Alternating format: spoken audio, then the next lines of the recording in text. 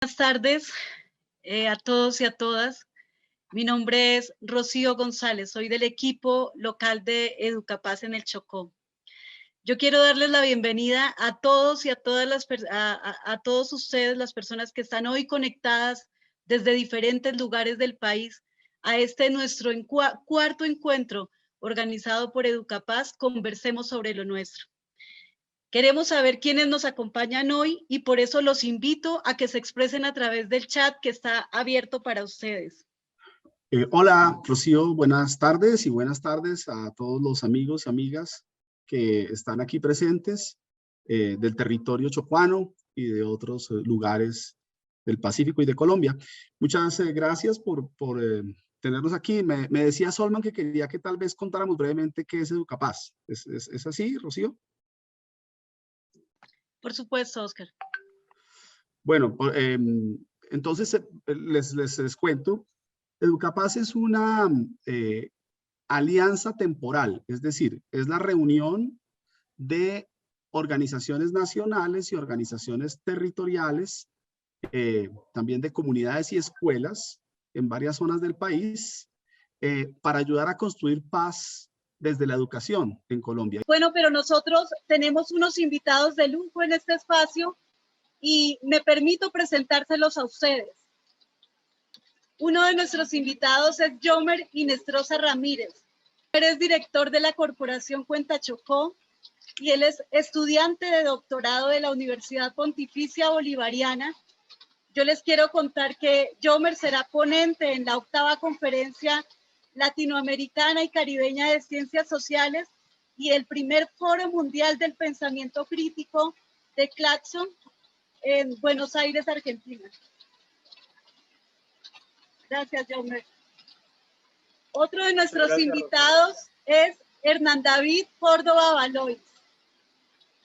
Hernán es biólogo de profesión. Él es docente de aula en el área de ciencias naturales en la institución educativa Isaac Rodríguez Martínez de la ciudad de Quito. Él es magíster en educación. Él considera la educación como un eje transformador de realidades y ha desarrollado algunos proyectos.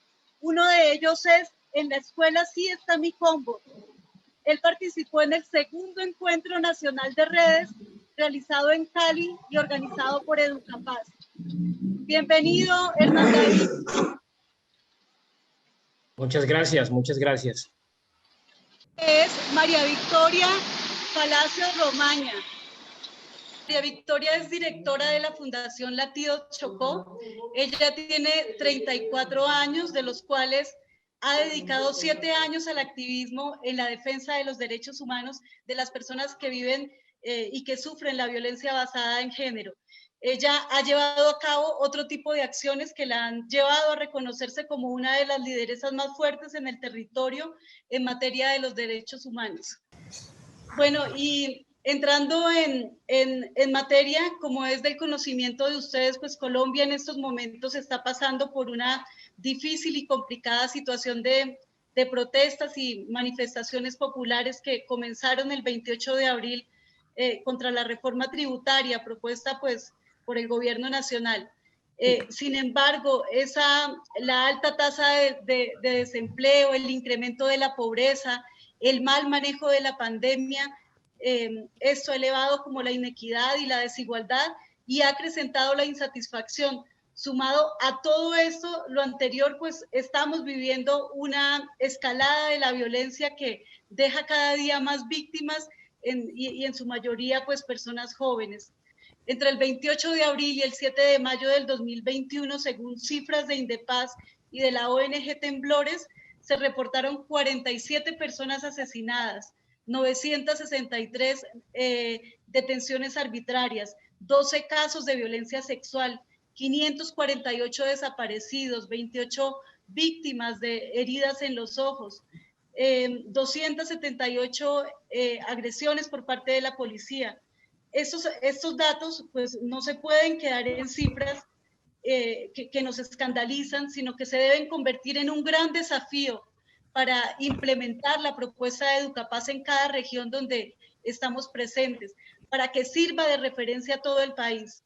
Desde Educapaz, hoy aunamos esfuerzos para escuchar a diferentes actores y construir entre todas y todos propuestas que nos permitan diseñar espacios de reconciliación, de solidaridad y esperanza en favor de la vida y de la paz.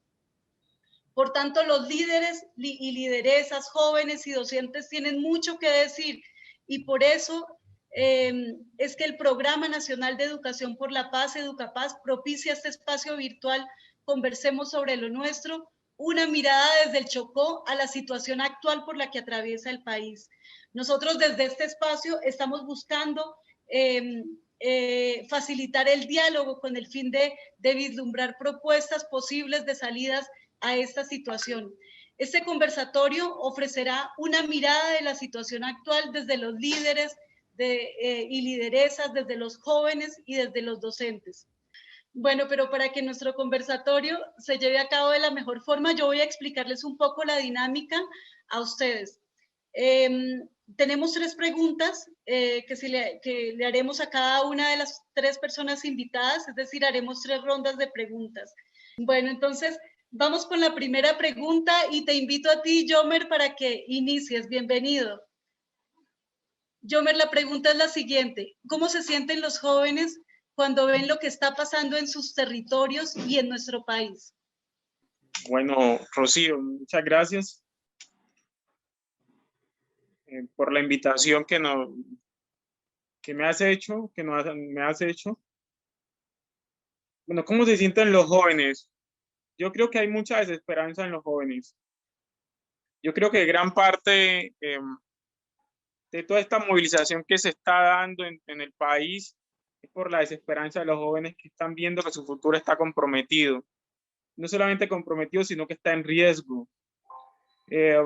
Donde estudiar se hace difícil, se hace muy difícil, pero a veces, a pesar de que tú estudies mucho, vas a tener mucha dificultad para ingresar al ambiente laboral. Entonces, uno encuentra a muchos jóvenes en todo el país, que tienen altos niveles de formación, pero no tienen esos espacios para poder ingresar al mercado laboral con unas condiciones de acuerdo a ese esfuerzo, a esa inversión en tiempo y en conocimiento que tienen. Pero esos son los privilegiados dentro de toda la dificultad, pero hay otros que ni siquiera tienen acceso a la universidad, al colegio, a la escuela.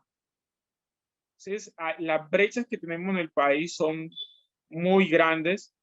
Cuando uno mira las brechas digitales, por ejemplo, vamos a encontrar que los jóvenes están en unos escenarios de exclusión muy, muy lamentables. En el Chocó uno diría, ¿cómo estaríamos hoy frente a la pandemia, frente a las brechas digitales? Y vamos a encontrar que muchos jóvenes no están recibiendo clases. No reciben clases porque no tienen internet. O sea, la internet acá en el Chocó no es buena. Aún uno pague unos planes bien altos en ocasiones.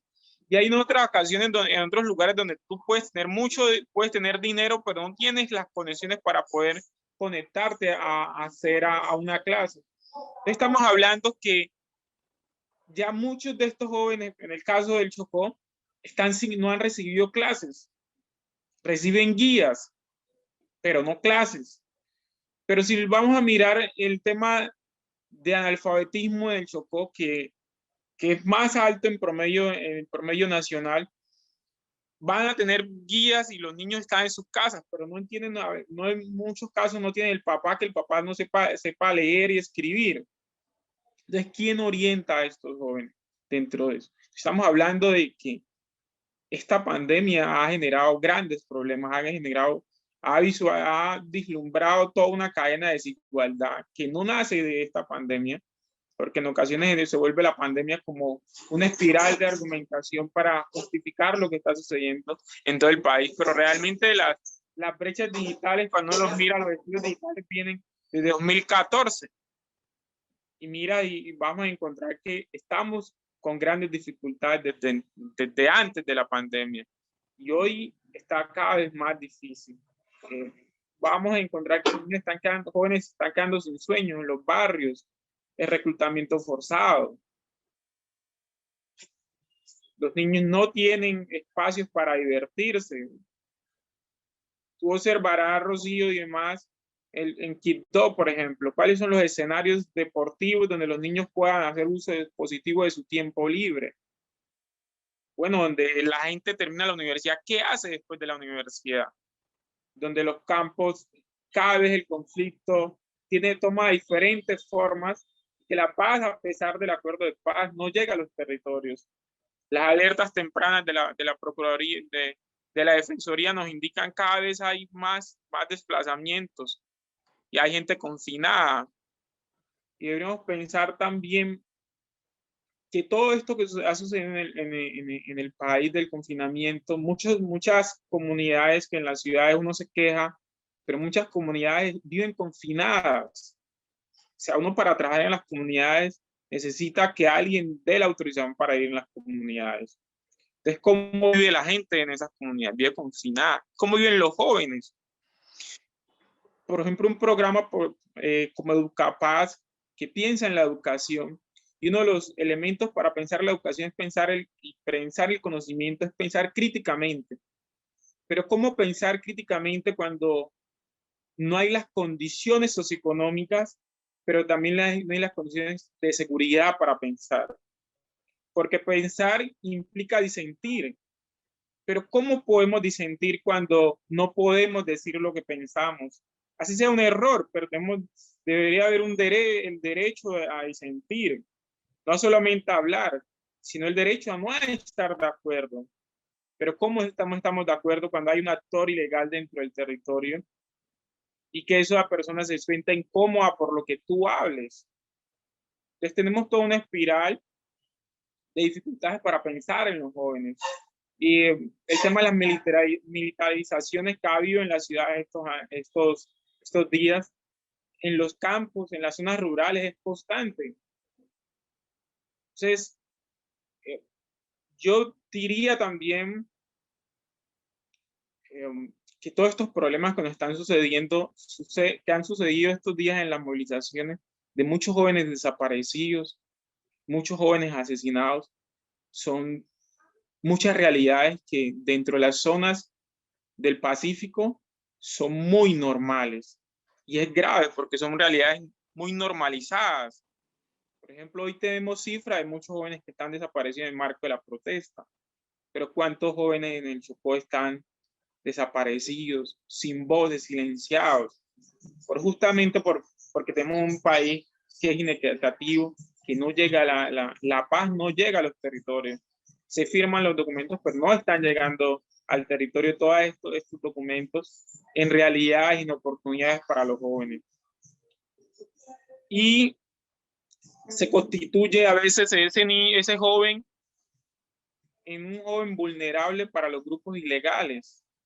Mientras haya dificultad, mientras haya vulnerabilidad, donde el Estado no llegue, estos jóvenes en los territorios son presa fácil para un grupo ilegal, donde los jóvenes ven a esa persona como héroe, ven a esa persona que puede acceder a un teléfono que ellos no van a acceder a un vehículo que ellos no van a acceder, porque el Estado no está llegando.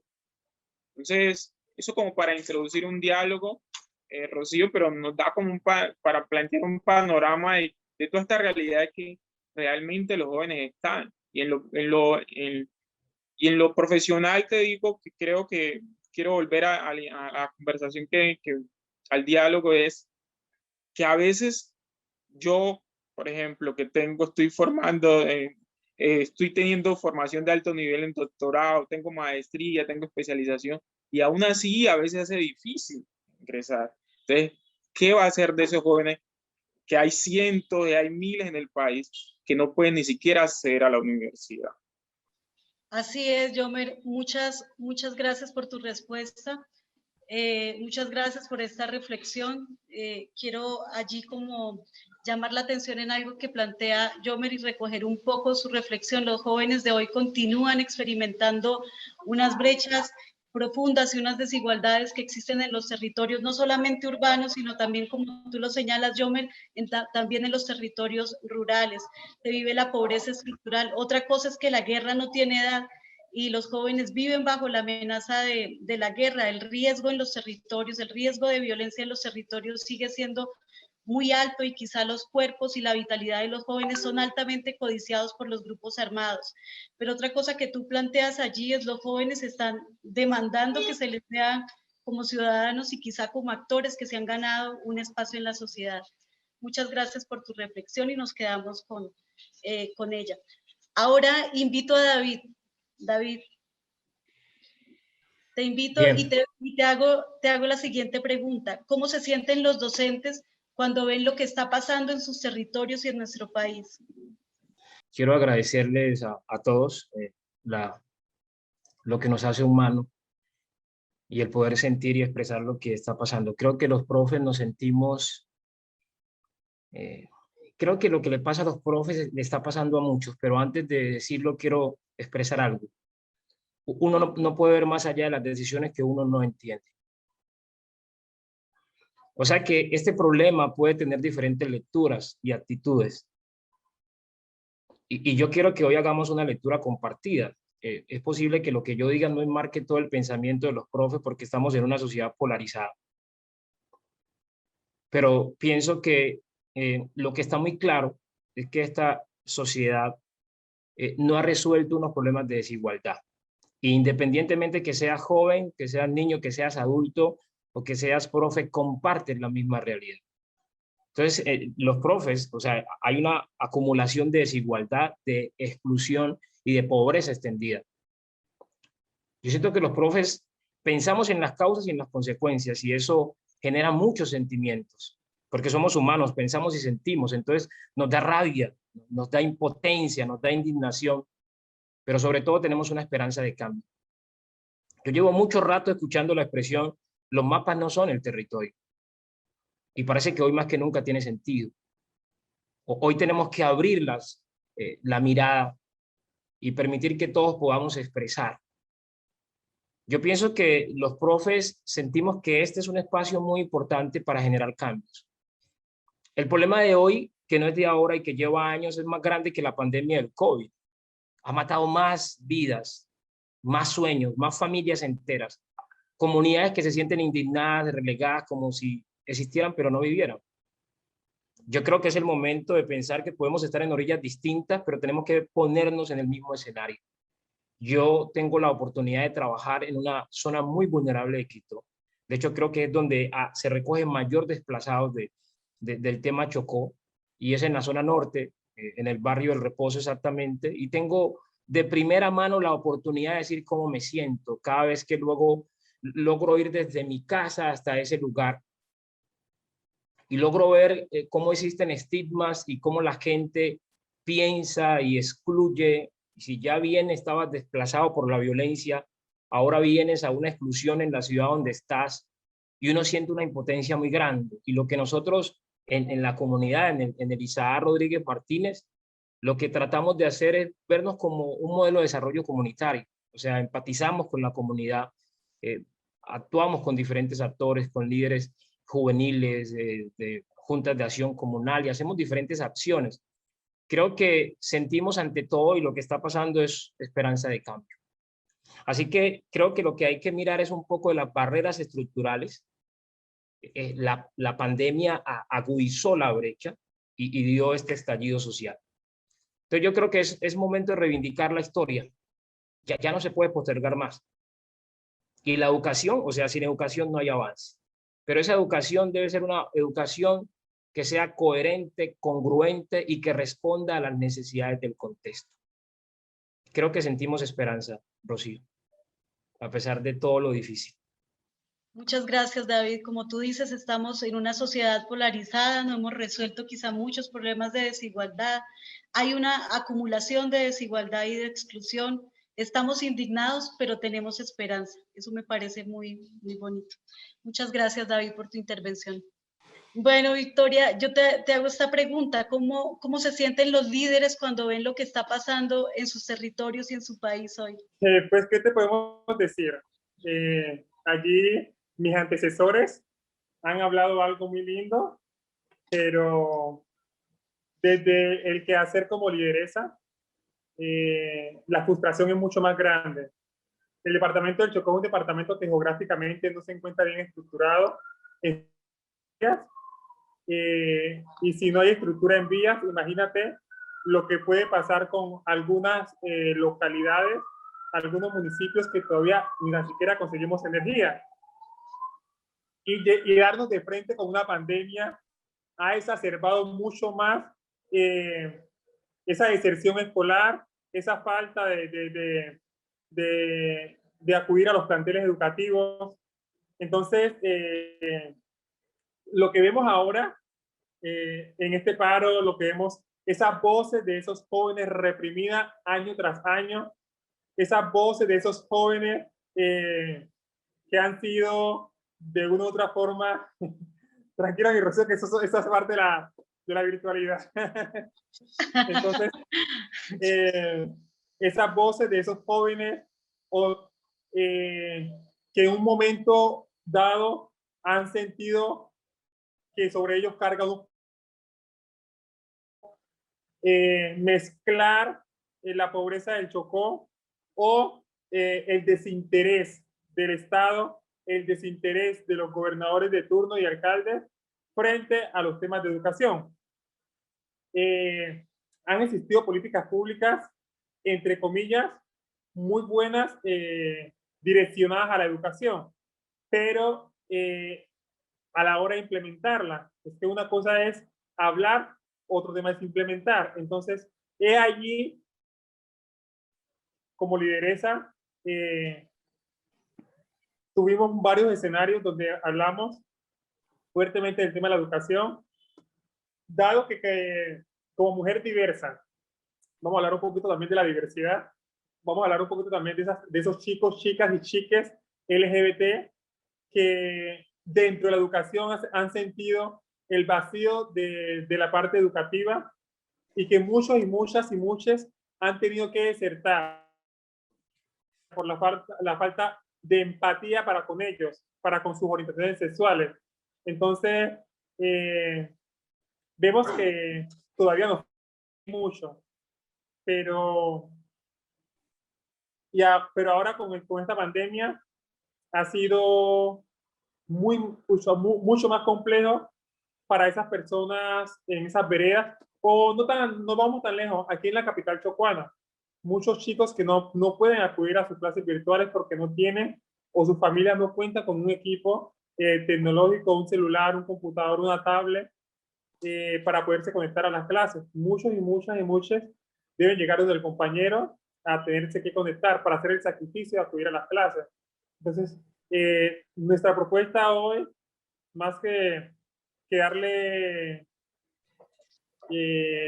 tanto negativismo a la parte educativa, es mirar también cómo desde nuestros quehaceres como líderes y lideresas podemos aportarle un poquito a que esos jóvenes hoy, que serán los jóvenes del mañana, puedan tener la garantía de tener unas clases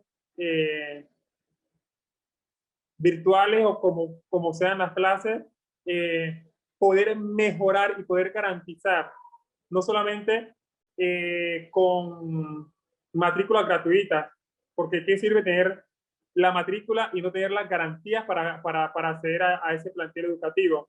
¿De qué sirve tener, estar matriculado y no tener cómo comer y tener que dejar de estudiar por ir a cargar bultos, por ir lo que vemos ahora? O sea, la realidad que está viviendo el municipio de Quito, el departamento del Chocó, frente a los jóvenes, droga y vandalismo, es lo que se está viviendo y es el pan de cada día en nuestro territorio, dado a que no tenemos escenarios lúdicos, recreativos, culturales, deportivos, escenarios o empresas públicas y privadas que generen empleo a los jóvenes.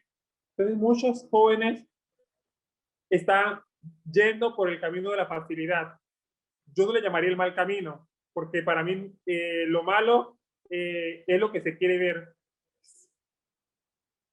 Habrán cosas que se dicen que son malos, pero, o sea, para mí hay que analizar un poquito más allá cuando decimos algo malo. Entonces, estos jóvenes, claro, me es mucho más fácil robarme un teléfono, venderlo en 200.000 pesos, que tener que acudir a un plantel educativo. Me es mucho más fácil reunirme con un grupo de amigos, fumarme un cacho de marihuana, tomarme una garrafa de agua de ron, por medio del atraco, por medio de, ¿cómo le llamamos a eso? Las extorsiones y todas esas facilidades que se ven en estos momentos, que se le han puesto a los jóvenes a la mano. Pero garanticémoslo a esos jóvenes, porque muchos han querido jugar fútbol y no consiguen esa oportunidad de canchas deportivas.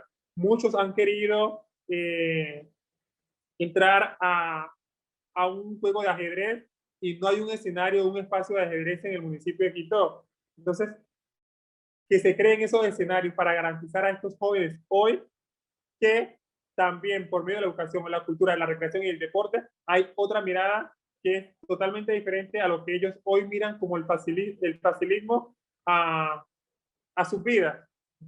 Entonces, muchas gracias, Victoria. Y como indicas allí, hay grandes brechas en términos de educación, en términos de conectividad, hay un desconocimiento de la diversidad dentro de los procesos educativos y en consecuencia, como tú dices, eso supone la deserción de muchos jóvenes y algo que también planteas allí, esta situación se ha exacerbado por la pandemia. Como señalas tú, resulta trascendental en estos momentos superar esas brechas y ampliar las oportunidades para las juventudes en el Chocó. Muchas gracias, Victoria, muy importante tu reflexión. Bueno, y ahora quiero invitar a Yomer con la siguiente pregunta. ¿Qué está sucediendo con los jóvenes en nuestro territorio, Yomer? ¿Qué es lo que dicen los jóvenes en estos momentos? ¿Qué piden? ¿Qué reclaman los jóvenes en el territorio? Bueno, Rocío, yo creo que los jóvenes lo que piden es más oportunidad. Lo que creo que piden los jóvenes es la oportunidad de vivir, de tener mayor libertad, de tener mayor capacidad de soñar, porque este país, con todas estas inequidades que ha acumulado y que ha generado y que tiene, le quita los sueños a los jóvenes. Y esto creo que es lo que los jóvenes piden, la posibilidad al menos de soñar. Porque esa gran capacidad la hemos perdido, la hemos ido perdiendo. En Quito, ¿qué se necesita? Diría yo que hay que avanzar mucho en temas de los jóvenes. No solamente construir una política pública, construir un documento que diga política pública de jóvenes, sino que crear directamente acciones marcadas que permitan direccionar la vida de los jóvenes. Y todo cada vez potenciales en temas de joven, es una ciudad joven. Pero encontramos los rangos entre víctima y victimario, vamos a ver que esos jóvenes son víctimas y son victimarios. Entonces, ¿qué necesitamos? Crearles escenarios a esos jóvenes que tengan mayores posibilidades. Un niño, un adolescente que esté enamorado del fútbol, que esté pateando un balón, que esté bailando, que esté leyendo, difícilmente va a tomar el camino a la violencia. Pero no tenemos esos escenarios, tenemos muy poco. Pero también vamos a ver y vemos los escenarios de los jóvenes que hay muchas expresiones de liderazgo entre las mismas comunidades. Entonces, todas estas expresiones artísticas, deportivas, culturales, literarias, ha ido creando también escenarios para la ciudad. Jóvenes que se resisten a ese camino y jóvenes que de una u otra manera ha ido creando también nuevas posibilidades para esos jóvenes. Pero falta mucho para poder apoyar esas iniciativas de esos jóvenes, para que esos jóvenes potencialicen esas habilidades. Entonces, ¿qué tal si mejorar Quito? Diría que se requiere recursos, pero requiere más decisión. Por ejemplo, Quito todavía le falta más biblioteca, por ejemplo. Mire, la zona norte que habla del profe, donde nosotros hemos trabajado y que apreciamos tanto esa zona del reposo del Isaac Rodríguez, pero necesita escenario los chicos allá, necesitan, o sea, una gran cantidad de jóvenes, pero ¿qué hacen los jóvenes en los tiempos libres? No hay pocas posibilidades y creo que hay que crear esos escenarios para que los jóvenes tengan ese espacio para crecer, crear espacios deportivos, culturales, para que los jóvenes tengan esa oportunidad de circular en la ciudad, de aprender, de soñar, que es lo que estamos perdiendo. Entonces, inclusive se ve esa gran incapacidad para poder nosotros, a veces los jóvenes, poderse mover de un territorio a otro, de un barrio a otro. Esas fronteras invisibles cada vez toman mucho más fuerza dentro de los territorios. Necesitamos no solamente que la autoridad ejerza autoridad en temas de seguridad, sino que los jóvenes tengan mayor libertad para caminar. Y para eso, fundamentalmente, hay que procurar en los jóvenes culminar el conflicto, tratar de eliminar y reducir los grupos ilegales que operan en las ciudades, porque difícilmente se pueden hacer muchas otras cosas si los jóvenes tienen miedo de poder moverse, dónde bailar, dónde construir. Se necesita crear una institución más robusta que entienda hacia dónde están moviendo los jóvenes y que los integre y que no los utilice, porque a veces los jóvenes simplemente los llevan a escenarios para que se muestren, pero después que el niño, el adolescente va a esos escenarios y baila, llega a la casa y tiene hambre. Que va y canta, pero llega cuando terminó el espacio y llegó a la casa, ya terminó el refrigerio que le dieron. Entonces necesitamos construir unas políticas mucho más serias. Necesitamos que el Estado entienda más el territorio y que realmente tenga una voluntad de transformación del territorio. Necesitamos que las instituciones locales realmente se involucren mucho más con los jóvenes y que no los utilicen solamente para lo electoral, no lo utilicen para lo electoral porque simplemente tienen un voto ahí, sino que realmente construyan escenarios para que esos jóvenes realmente desarrollen sus capacidades. En Quito, yo diría que sería muy bueno, por ejemplo, en cada comuna tener espacios culturales, tener un centro cultural en Quito, en cada comuna sería fantástico. ¿Cuántos jóvenes podríamos quitarle a la inseguridad si pudiéramos generar, por ejemplo, en Quito todas estas capacidades para que los jóvenes se bailen? Un niño en Quito, un joven en Quito con un balón es difícil que involucre en estos escenarios. Pero Quito, como no está bien planificada en todos estos temas, no hay canchas, por ejemplo, no hay escenarios deportivos, Rocío. Entonces, crear todos esos escenarios, ¿qué están diciendo? ¿Qué diría yo desde mi experiencia también? Crear mucho más oportunidades para que el joven participe del sistema productivo, que el joven no solamente en Quito, en el Chocó, nosotros en términos generales, a pesar de todas las dificultades, nosotros estudiamos mucho, pero ¿cuáles son las posibilidades para que ese joven después de terminar se pueda insertar al mundo laboral? Entonces, ahí necesitamos crear esos escenarios para que el joven se vuelva un actor importante. También creo que necesitamos dentro del espacio de los jóvenes crear más una política que permita que los jóvenes de sus territorios se formen a los territorios, se van de los territorios a formarse, pero tengan la oportunidad de volver a los territorios para contribuir al desarrollo de los territorios. Que la educación sea un espacio para obligar al joven al territorio y no para desobligarlo. Es decir, para que el joven pueda volver al territorio y no para que ese joven piense que volver al territorio es retroceder, porque allá no hay energía, porque ya allá no hay internet, porque ya no hay, allá no hay, allá no hay. Entonces el joven prefiere quedarse en la ciudad, entonces todo eso va circulando por fuera de los territorios cada vez van teniendo mayores inequidades.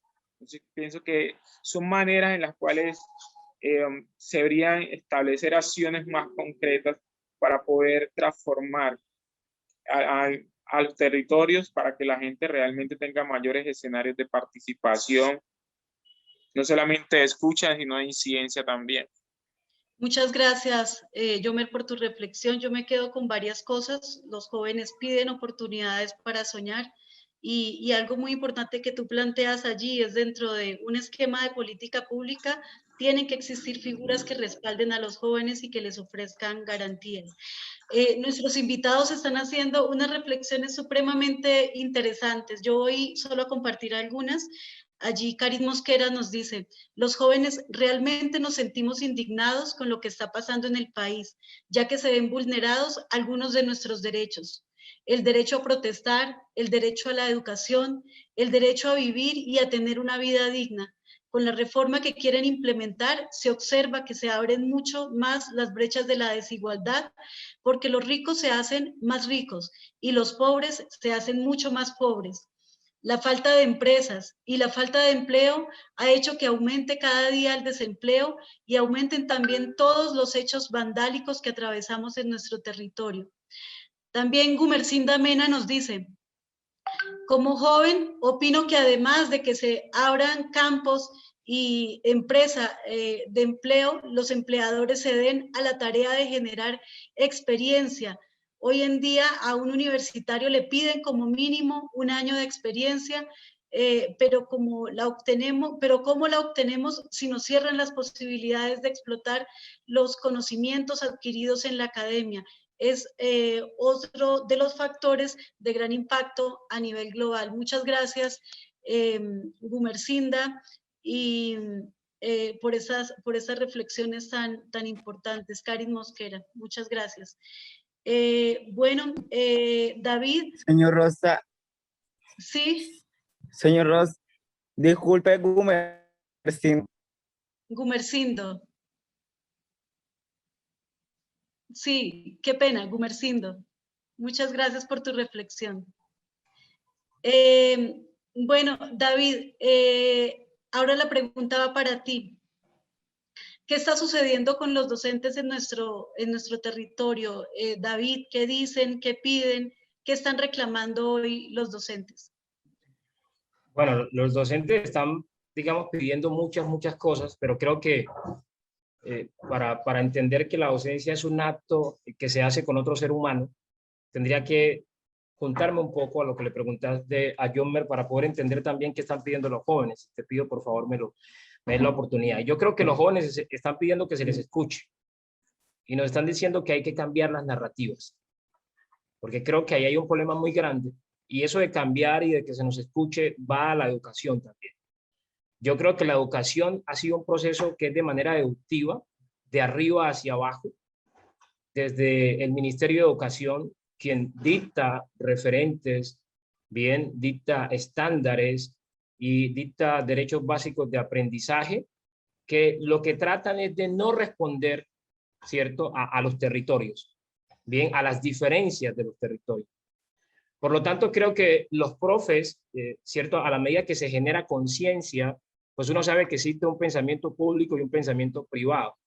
Y es tu responsabilidad, tu compromiso poder responder a quien te está pagando, ¿cierto? Pero no puedes dejar de ver lo que está pasando en el contexto. Entonces yo creo que los profes estamos pidiendo que la educación sea una educación para la vida. Bien. Esa educación para la vida implica que la educación debe generar oportunidades laborales y debe responder a las diferencias, aceptarlas, cobijarlas y trabajar sobre ellas. Pero también debe entenderse que la educación no se mide de una sola inteligencia, que es la cognitiva. Bien, porque hay referentes científicos que nos dicen que las inteligencias son múltiples. Edward Gardner, por ejemplo, nos habla de eso. Y bien nos decía el doctor Oscar al principio, y es que si no entendemos al ser humano y si el profe no entiende que es un ser humano y que sus relaciones con otro ser humano, y no entendemos que las relaciones deberían ser horizontales y no verticales para, digamos, entender un poco esas estructuras de poder mental que muchas veces no permiten que haya confianza. Creo que vivimos en una sociedad que le falta confianza. Creo que vivimos en una sociedad donde no confías en muchas personas y cuando no hay confianza no pasa nada. Yo quisiera contarte algo desde la experiencia que ha pasado en nuestro colegio, en el Isaac Rodríguez Martínez. Hay un grupo de profes que nosotros nos consideramos familia.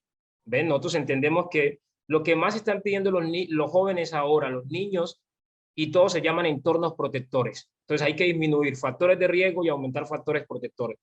Entonces, en ese orden de ideas, nosotros nos vemos como una familia y, digamos, hemos trabajado ya algunos años, y lo mencionabas al principio, un proyecto que se llama En la escuela sí está mi combo.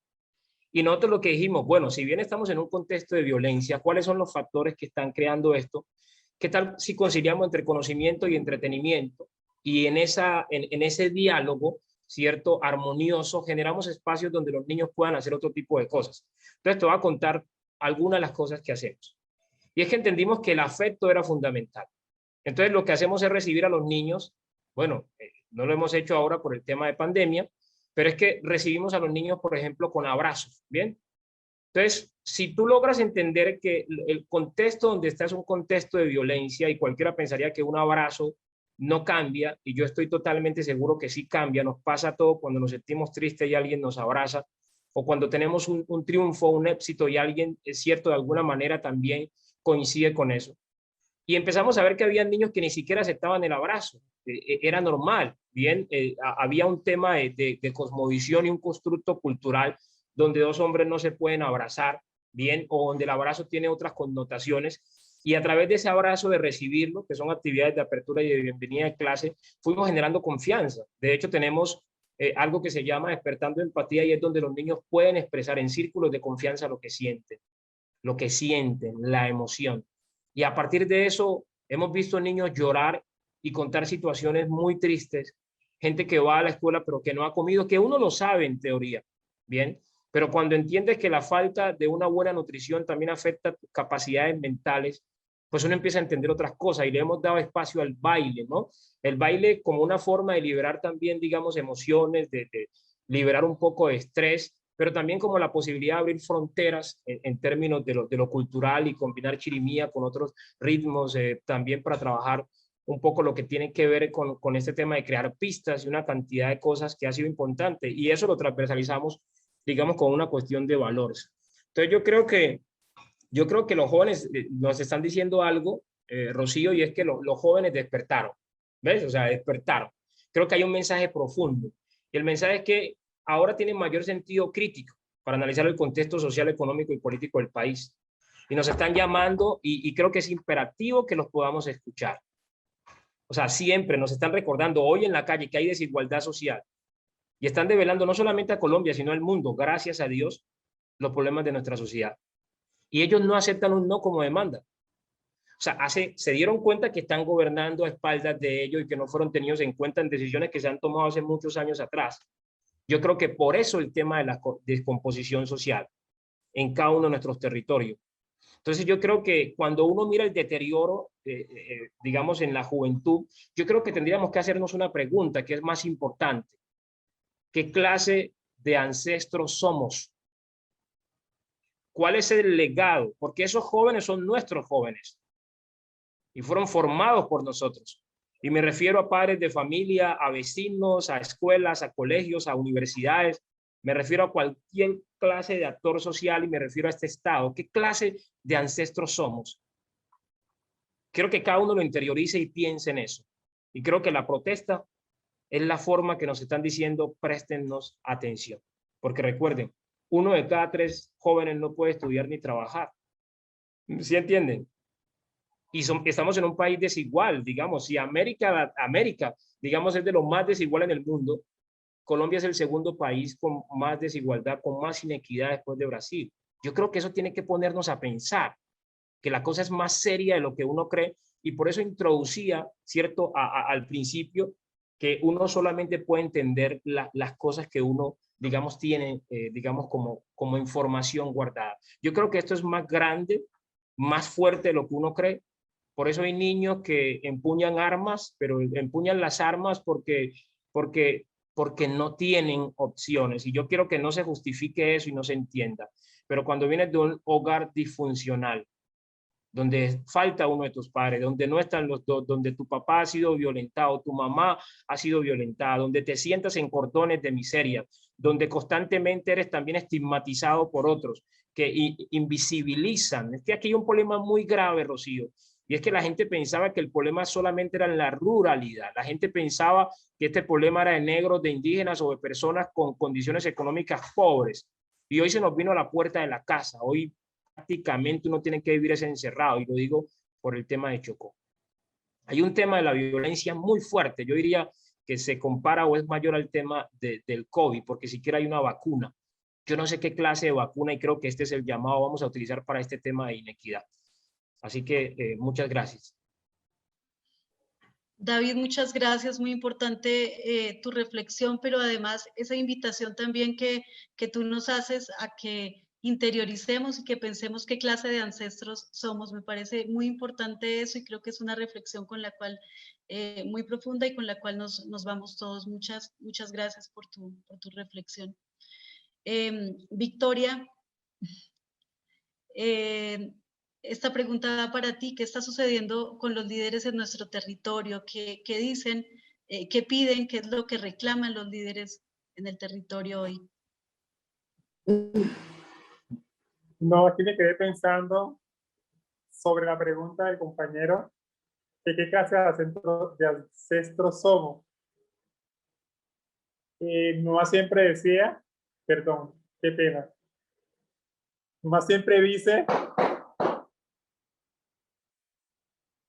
que los padres hacen hijos, no condiciones. Ahora con las políticas públicas de los niños, niñas, adolescentes y jóvenes que el gobierno ha enmarcado sobre los castigos o sobre cómo educar a los hijos, eso también ha abierto a que nuestros jóvenes hoy se vean mucho más protegidos o desprotegidos, porque tienen una doble cara esas políticas públicas. ¿Qué pedimos los líderes y lideresas defensores de derechos humanos frente al tema de juventud?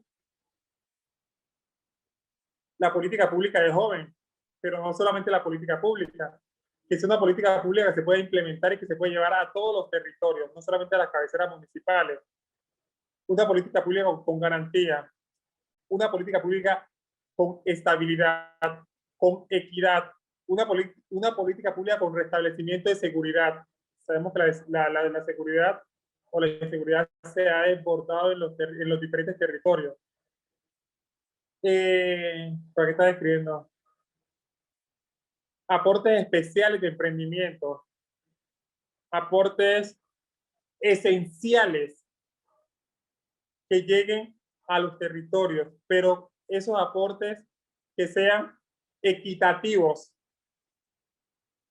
Entonces, desde nuestro quehacer, lo que se pide es eso, que el gobierno mire un poquito más las políticas públicas desde los territorios, no desde los escritorios, porque así se han hecho las políticas públicas últimamente, en los escritorios, sin las necesidades, sin conocer lo que está pasando en la vereda, sin conocer lo que está pasando en los cabildos, sin conocer lo que está pasando con ese chico afro, indígena, mestizo, blanco, pobre, clase media.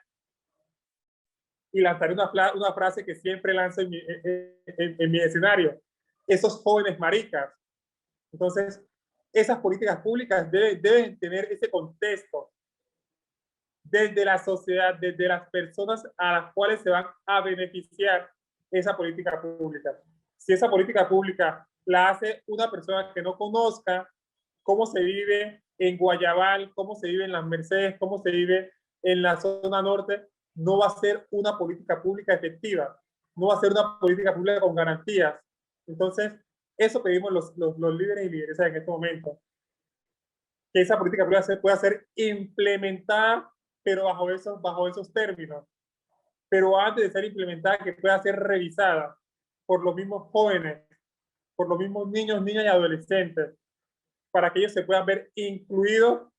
Sabemos que no todos van a ir, pero las representaciones son fruto de que las garantías están. Muchas gracias, Victoria. Importante lo que allí indicas de recuperar el joven, pues desde el lugar del joven, desde la política pública, desde sus realidades, la importancia de hacer comprensiones territoriales cuando se habla de política pública, muy importante. Muchas gracias, Victoria, por tus reflexiones. Aquí Gumersindo Mena nos hace otro aporte que me parece muy importante. Dice, en cuanto a la parte artística, además de crear espacios, es deber de la parte gobernadora impulsar y apoyar el desarrollo de ese arte o habilidades en cada joven y niño con el fin de que se efectúe la disminución o posibilidad de la caída de ellos en actividades delictivas. Muchas gracias, Gumersindo, el poder transformador del arte, definitivamente. Bueno, y ahora vamos con la tercera pregunta. Y aquí lo que queremos invitarlos a ustedes aquí como a plantear en términos propositivos, hacer una reflexión, plantear unas 2 o 3 propuestas fundamentales presentes en las voces de los jóvenes, cómo potenciarlas, a dónde llevar estas propuestas. La palabra es tuya, Yomer. Esa es una pregunta bien compleja. Bien compleja, creo. He intentado decir varias cosas. En la primera, trato de diagnosticar un poco la situación que vivimos los jóvenes. Pero creo que de las grandes preguntas que tenemos que hacernos, de propuestas e iniciativas que hay que hacer es, hay que escuchar a los jóvenes. Algo que el presidente no ha hecho. Escuchar de manera sincera. ¿Qué quieren los jóvenes? ¿Qué país están soñando los jóvenes? Que se nos quitó la palabra. Se nos quitó la palabra. Se nos quitó la posibilidad de disentir. Hay que, si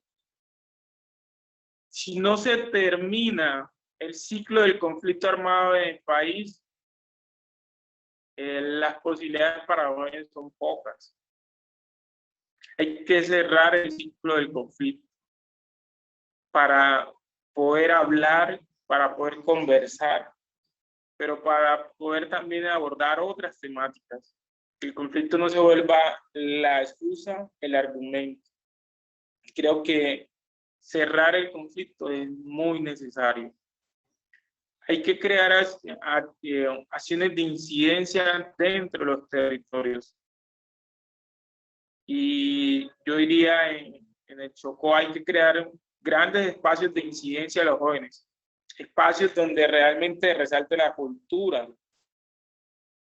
¿Tú te imaginas, Rocío, en el Chocó? No sé si has tenido la oportunidad de estar en Quito, que en varias zonas estuvieran centros culturales de Quito, donde en ese espacio se pudieran reunir las diferentes artes en Quito.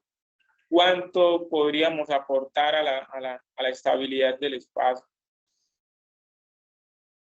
¿Qué tan importante podría ser que los estudiantes llegaran, lo que el profesor decía,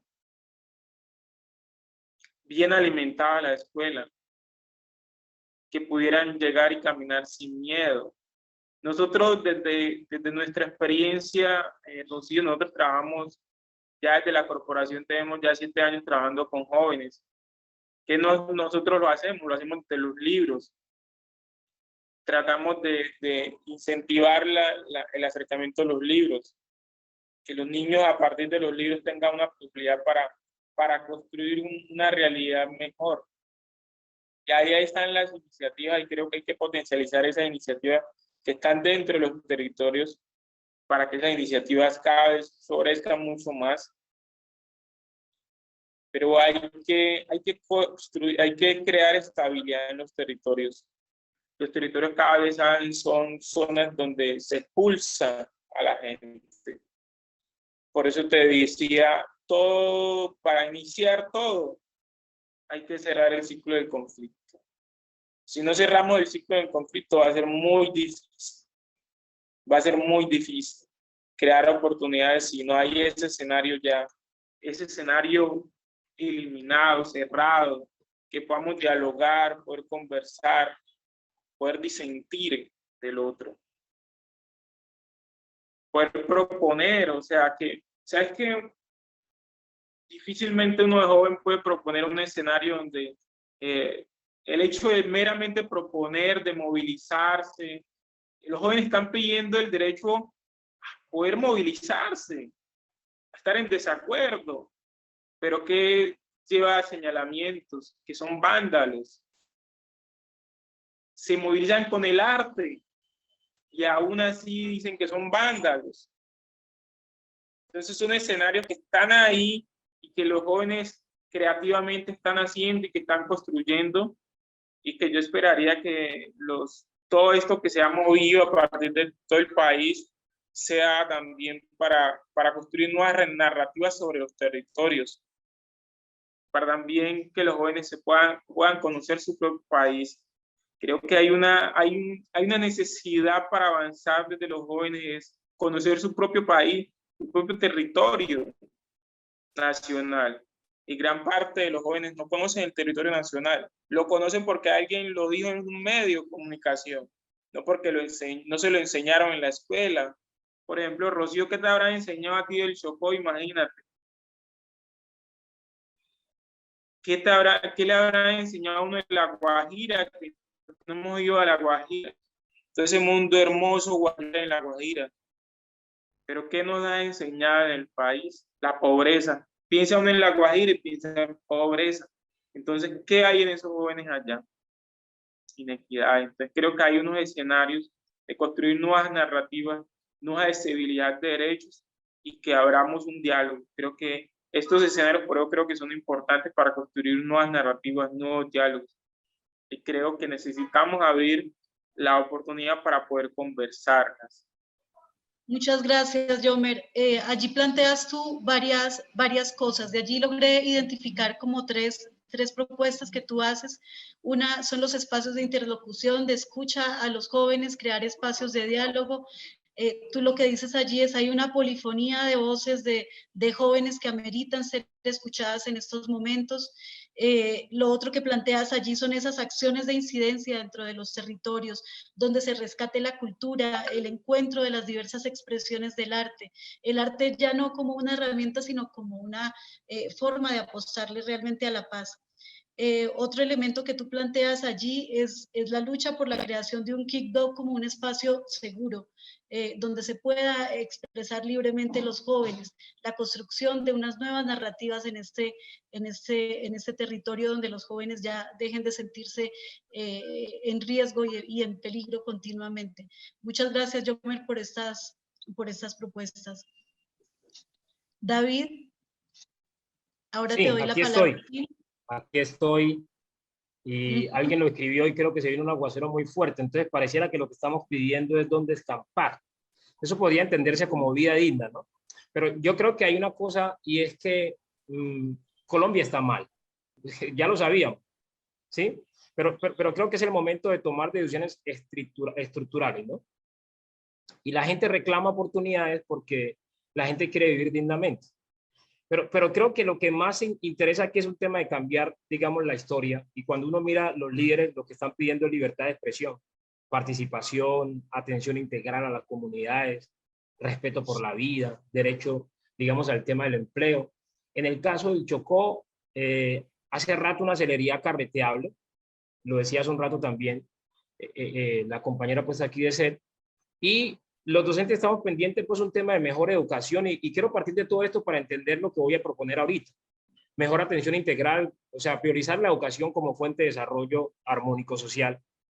Un tema de reingreso económico, un tema de subsidios atrasados y un salario más equitativo. Yo siento que ser maestro es un tema que se convierte en ser altruista, bien, pero que también requiere una remuneración. Entonces yo creo que todos estamos pendientes de que la educación sea gratuita, logros que se van alcanzando, pero además de calidad, apalancamiento en un tema de emprendimiento y de proyectos productivos.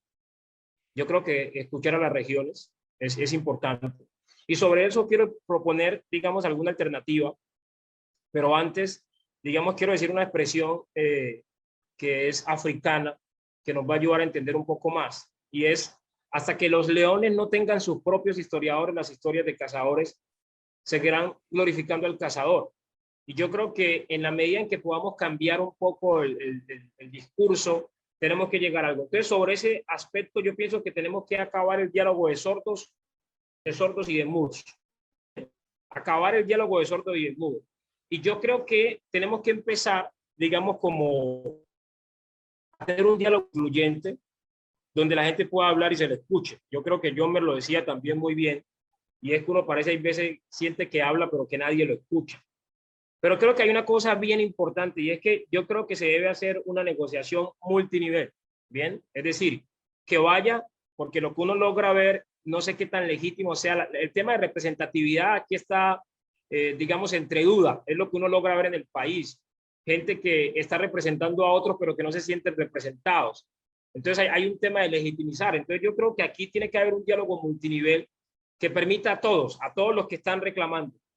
Bien, me estoy hablando a jóvenes, estoy hablando a educadores, estoy hablando de un tema de líderes, estoy hablando de un tema de país, pero también estoy hablando de un tema de territorio.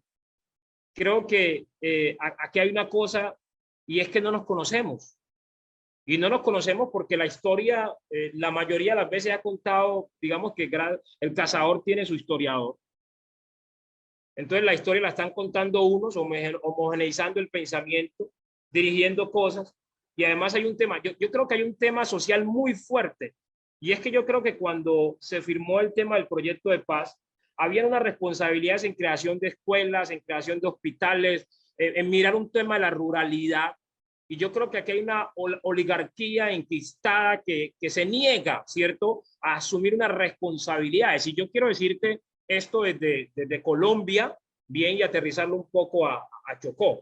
Hoy vivimos en Quito exactamente una situación muy grave, yo quiero decirte muy grave. Mira, me duele tanto que si bien tenemos pocas oportunidades, cuando sales a otras ciudades tienes diversidad y sabes que la competencia genera mejores posibilidades para la gente que tiene que, digamos, consumir producto. En este momento, digamos, una cadena, digamos, de productos del país creo que está para irse porque no logra aguantar, digamos, las extorsiones, ¿bien? Y el tema de la extorsión es tan grave, tan profundo, pero yo quisiera que pensáramos en algo.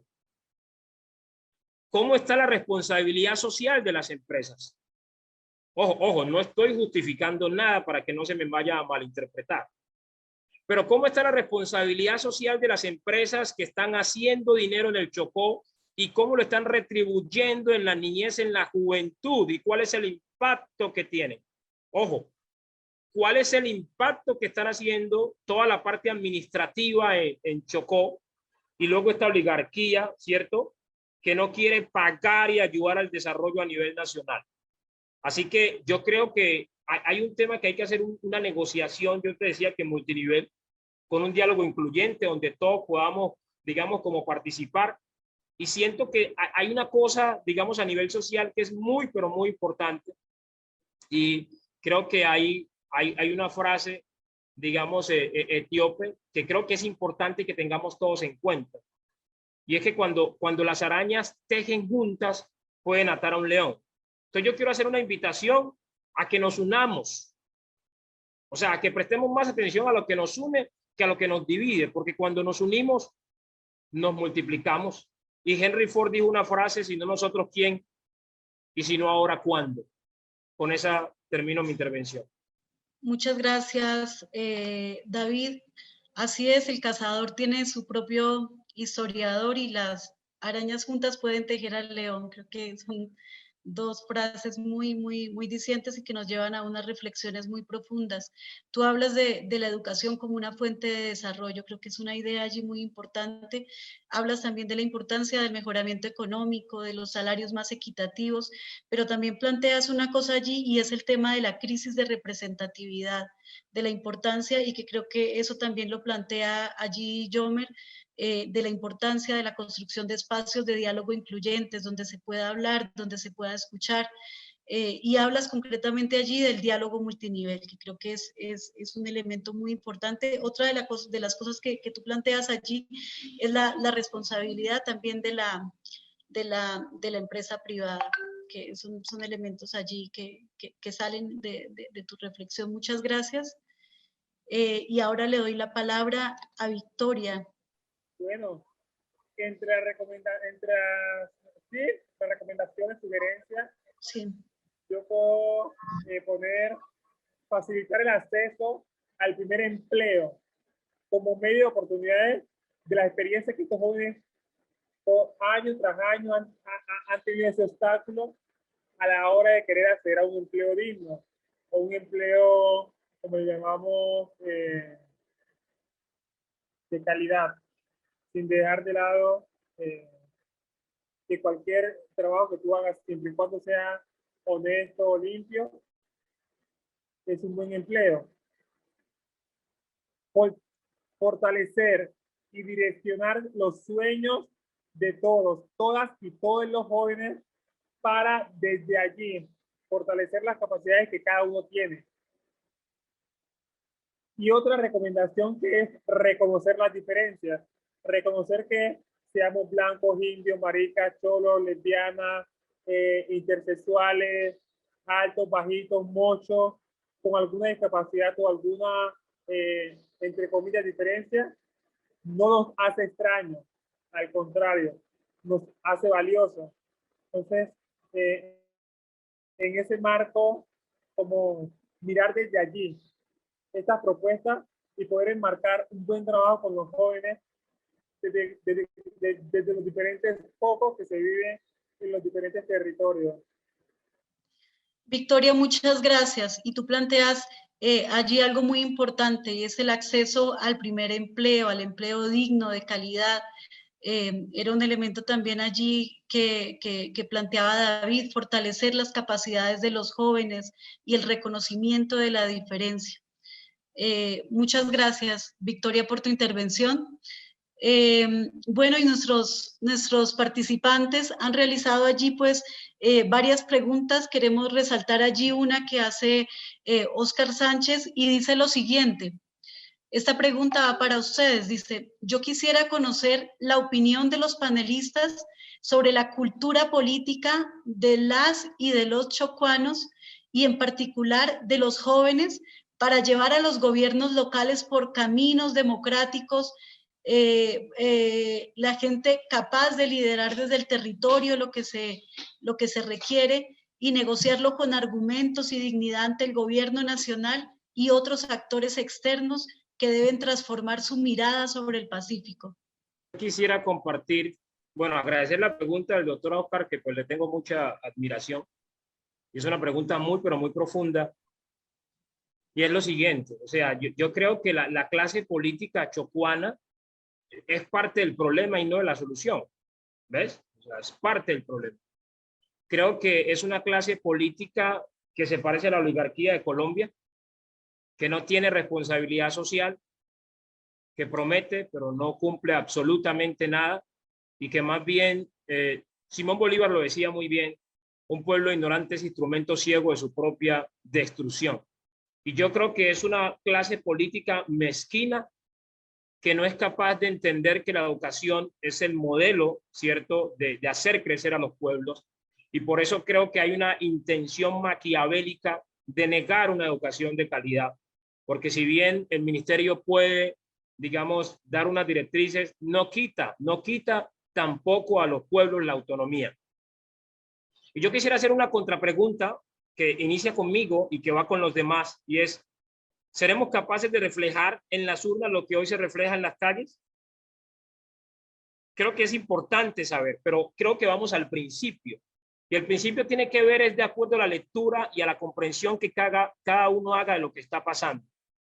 Yo creo que hay un compromiso de cada uno de nosotros de no delegar el poder, de no delegar la autonomía y nuestra capacidad a unos dirigentes que han sido negligentes y que lo demuestran constantemente. Mira, ¿Cómo es posible que gente que comparta las mismas realidades se ha bañado contigo cuando eras pequeño, que salías desnudo a la calle y te bañabas en el aguacero, que jugó contigo fútbol, que ha compartido, no sea capaz de entender cuando llega a estas estructuras de poder y parece que fuera otra persona? Entonces uno dice que aquí hay una falta de sentido de pertenencia, hay una falta de entender el compromiso y la responsabilidad. Por eso digo que creo que la gente no se siente representada. La gente no se siente representada.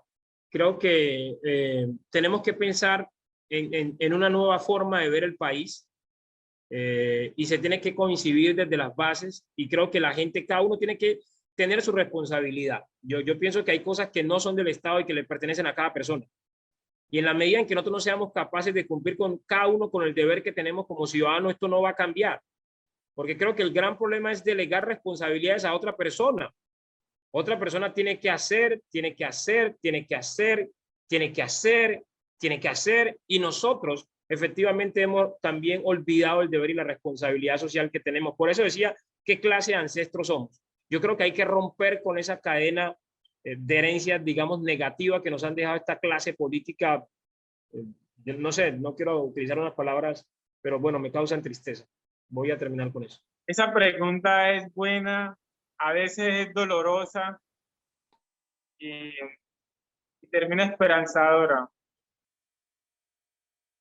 Buena porque es necesario que los jóvenes ingresen en la política.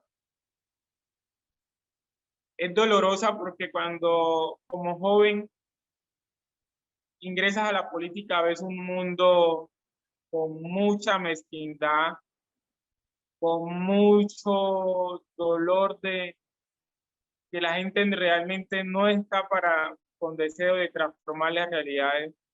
Te lo digo con la experiencia, al menos la que yo estuve viviendo, porque sientes que realmente la gente, tú puedes hacer dinero en la política. Fue mi conclusión. Uno puede hacer dinero muy rápido y muy fácil, pero mirar cómo los partidos y los movimientos tengan interés de transformar las realidades, muy poco. Realmente muy poco baja lo que yo encontré, esa posibilidad de decir, vamos a formar políticamente a los jóvenes, a la gente para que se participe directamente dentro de los partidos, para que participe en los ejercicios democráticos. Yo no la pude ver, hasta la propuse en mi experiencia dentro de ejercicios políticos, pero la gente no está ahí, no está ahí. Yo creo que la mayor incidencia en lo político se hace por fuera de la institucionalidad.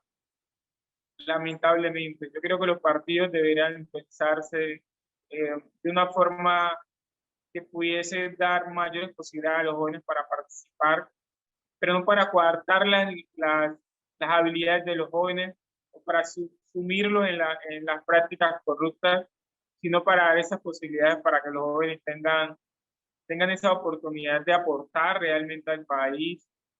Porque yo tuve compañeros que eran muy buenos, después se metieron en la política y perdieron su ideal, sus sueños de hacer mejor, porque ese mundo político es muy petrificado, muy podrido, muy difícil para poder construir desde ahí.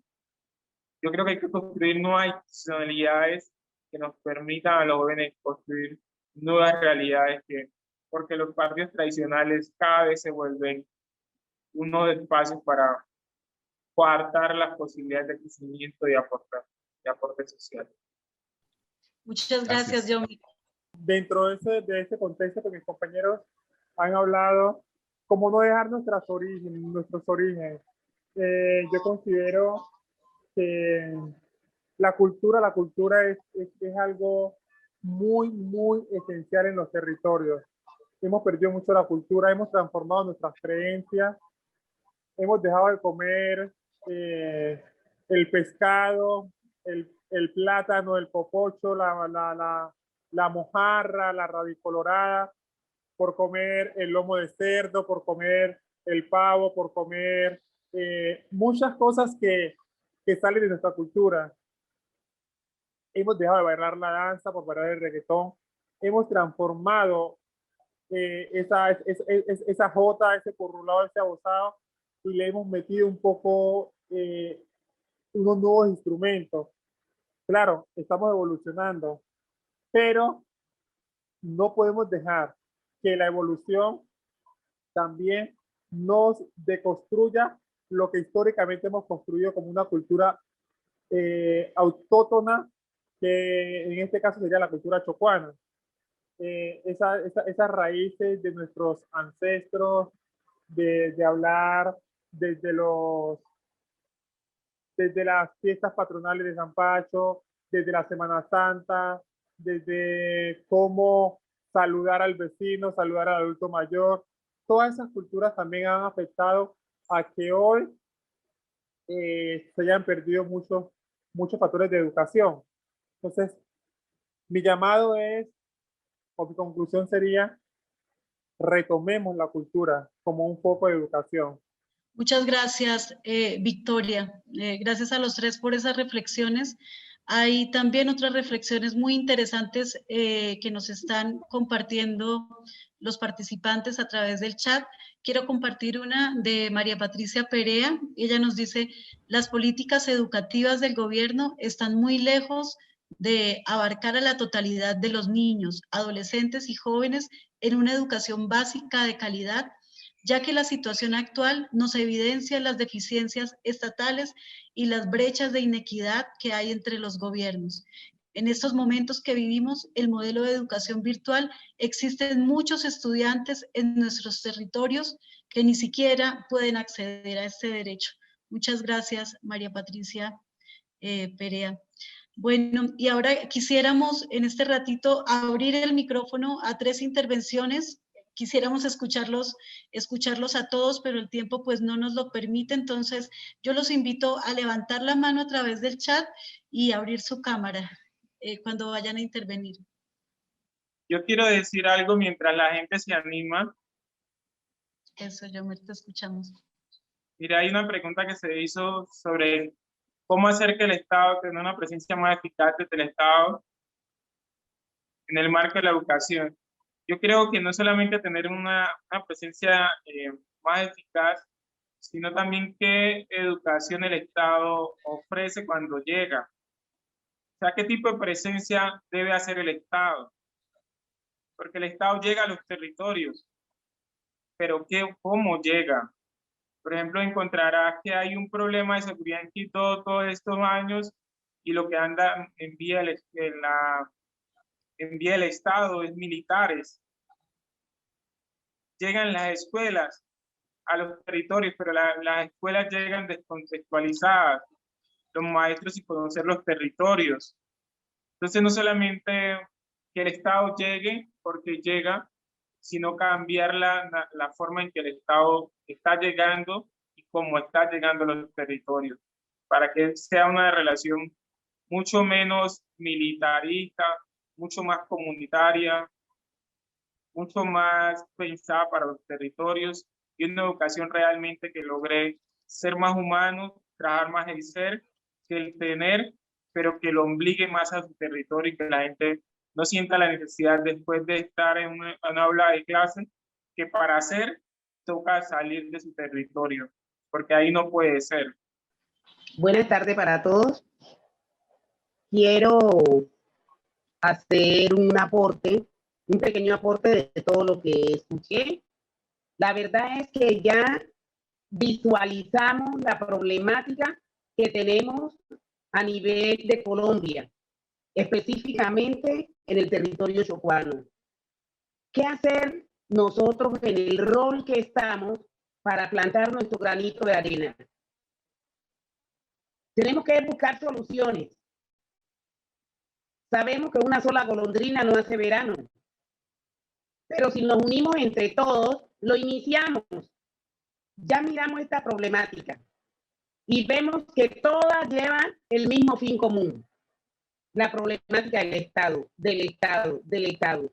¿Qué tal si nosotros tomamos de la mano y empezamos a buscar esas soluciones y entre todos empezamos a aportar? en un sitio visualizamos esto, esto y esto. Esas son nuestras realidades. Vamos a ver con mi rol de profesora cómo hago para empezar a dinamizar en mi comunidad con el apoyo de Educapaz, cómo mejoramos en esto. Y nos vamos extendiendo de un sitio a otro, porque de la noche a la mañana no vamos a tener solución a estos problemas. Pero si comenzamos, el músico, el niño que canta, el niño que baila, el niño que pinta, y vamos buscando cómo ayudar a estas personas a través de las organizaciones que están ya reunidas, vamos a tener un mejor futuro. Vamos a vivir en paz, nos colocamos la camiseta, yo me educo porque quiero vivir en paz. Invitamos a otros que también se la coloquen.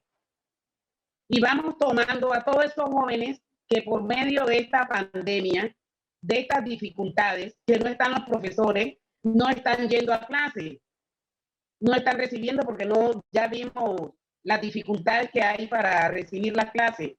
Entonces, una vez retomemos allá las clases presenciales, no van a tener deseo de volver, porque ya otros los seducieron con otras cosas. Entonces, ¿qué realidad, la realidad de nosotros, qué vamos a hacer para retomar esos niños? ¿Cómo vamos a hacer? ¿Qué estrategia entre todos vamos a utilizar? Entonces, pensemos en esa estrategia y entre todos nos comunicamos de manera que vamos aportando solución a estos problemas. Porque el hecho es que lo identifiquemos y ya debemos de ayudar a ver cómo hacemos parte de esta solución. Este es mi aporte. Muchas gracias. Gracias a ti, Luz Estela. ¿Alguien más quisiera hacer alguna reflexión, algún aporte? Saludos para todos y para todas. De antemano, creo que es importante agradecer la presencia de todas las personas que nos acompañan hoy aquí. Mi nombre es Luis Enrique Cuesta, soy gestor territorial de Educapaz en el departamento del Chocó. Tengo a mi cargo 9 sedes entre Quibdó y Mediotrato. Creo que es un espacio muy válido y muy necesario. Es un espacio que debemos institucionalizar, ojalá en nuestro territorio, para que podamos encontrarnos de manera permanente y poder generar esa reflexión. Y me parece muy interesante lo que nuestros invitados han mencionado hoy. A algunos de ellos los distingo, los conozco desde que era un niño. En el caso de Victoria, por ejemplo, la conozco desde que yo estaba en el colegio. Y me parece muy importante que la gente se empodere de estos procesos sociales porque es una de las cosas que más necesitamos en el Chocó. Diego Luis Córdoba siempre mencionó que una de sus frases más poderosas es: por la educación se asciende a la libertad, por la ignorancia descendemos a la servidumbre, a la esclavitud. Entonces yo creo que es importante recordar ese análisis que nuestro prócer hacía porque nos pone en una posición en la que estamos permanentemente y es una posición que ante el olvido estatal, ante la poca presencia del Estado, ante las necesidades básicas insatisfechas que de manera permanente azotan el quehacer y el vivir de nuestros territorios y de nuestras personas, de nuestros coterráneos, es también tener esa posibilidad de empoderarnos de lo poco o mucho que tengamos a partir de conocerlo. Es decir, conocerse a sí mismo es un requisito necesario para conocer al otro. Pero cuando tú lo haces desde la educación, puedes tener una oportunidad mucho más grande de hacer cosas interesantes y desde una construcción conjunta. Entonces, el tener claro que la educación es un elemento importante y que además está trazado de manera permanente por la cultura, porque ellos son directamente proporcionales. Entonces, también es bueno y muy importante ver esa relación que se puede establecer allí y cómo nosotros a partir de la educación podemos influir en la cultura y viceversa. A partir de la cultura podemos generar cambios importantes en las prácticas pedagógicas que nos permitan comenzar a pensarnos de una manera distinta. He tenido la oportunidad de ser docente universitario acá en el Chocó durante más de 3, 4 años y he vivido de cerca la situación de ver cómo los estudiantes llegan incluso a la universidad con unos vacíos que podíamos haberlos tratado desde la misma escuela, desde los mismos grados secundarios, el colegio, y que además no nos hablamos entre los diversos niveles educativos, pero además no tenemos una política educativa clara que permita afianzar procesos en el territorio y que permita poner a la educación en ese lugar importante que tiene, que es el lugar de transformación, el lugar de ente transformador. Pero solo es un ente transformador en la medida en que nosotros nos apropiemos de manera directa de lo que significa y de lo que debería significar ese proceso educativo para nosotros. Y no la educación entendida como el lugar de estar dentro de un aula de clase, sino como esa posibilidad de poder pensarnos, de poder generar acciones específicas y contundentes desde lo comunitario, desde nosotros que somos los que conocemos y vivimos a diario todas esas inclemencias de la sociedad hoy en día, en medio de esa sociedad capitalista que vivimos, ¿no? Entonces, creo que ha sido muy importante este espacio, conocer las opiniones de las personas que hoy invitaron acá, me parece muy importante, pero más importante es que podamos hacer esa reflexión interna, a ver cuál es el granito de arena que podemos aportar nosotros desde nuestra persona, desde encontrarnos con nosotros mismos y desde irradiar ese encuentro propio desde la tranquilidad y desde la paz en mi cuerpo como territorio propio, y ahora sí irradiarlo en mi familia, ahora sí irradiarlo en mi comunidad, en mi barrio, para poder generar desde ese sentido propio lo que necesitamos para comenzar ese camino de reconciliación que es muy necesario en nuestra sociedad, ¿no? Pero una reconciliación real que vaya acompañada de no repetición, pero que también vea la paz y la interprete como la generación de oportunidades, como la generación de empleo, como la generación de más educación, como la generación y la satisfacción de necesidades básicas que hasta ahora están insatisfechas en la población. Porque creo que la paz también debe pensarse en esa clave, no solo en la clave socioemocional, sino también en la clave material en el sentido de esas necesidades que a veces generan otras necesidades y otras problemáticas que son las que terminan desembocando en diversos tipos de violencia. Entonces, agradezco el espacio y creo que ha sido muy oportuno haber estado y compartido con ustedes. Gracias a Educapaz, gracias a CINEC, gracias a todos los que hoy están aquí, han hecho posible esto, porque creo que es un espacio muy necesario y de reflexión. Bendiciones a todos y todas. Muchas gracias, Luis Enrique, lo que tú planteas allí, poder trascender el aula. Bueno, y ya para terminar este conversatorio, yo quiero agradecerles a nuestros invitados esas reflexiones tan importantes y tan profundas que realizaron. Logramos sobreponernos también a la lluvia y a los problemas de conectividad. Yo creo que la situación que vive hoy Colombia nos convoca a retos que son muy importantes desde los territorios, y desde Educapaz nosotros seguiremos buscando facilitar el diálogo con el fin de poder como identificar, de poder vislumbrar propuestas de salidas a esta situación. Y ya para el cierre de este evento yo quiero darle la palabra a Óscar Sánchez, nuestro director de Educapaz, para que nos haga pues el cierre. Muchas gracias a todos y a todas.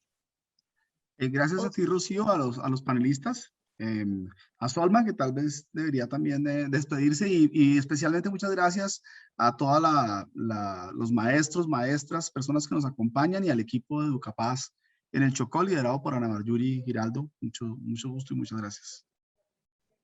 Y que sigamos en estas conversaciones, sobre todo pensando cómo ayudar a que los procesos de organización que este territorio ha ido construyendo, donde la educación ha sido determinante, no solamente los docentes, los jóvenes en los colegios, sino el mundo universitario. Yo siempre vivo muy admirado de la fortaleza de las universidades, tanto de la Tecnológica del Chocó como la Claretiana, como las demás del territorio. Y entonces, si podemos ser de utilidad a nosotros para ayudar a que tengan más cohesión, a que sean más arañas tejiendo, pues creo que es prioritario en este momento. Gracias, Óscar. No, simplemente decirles a nuestros invitados y a las personas que nos acompañaron, muchas gracias.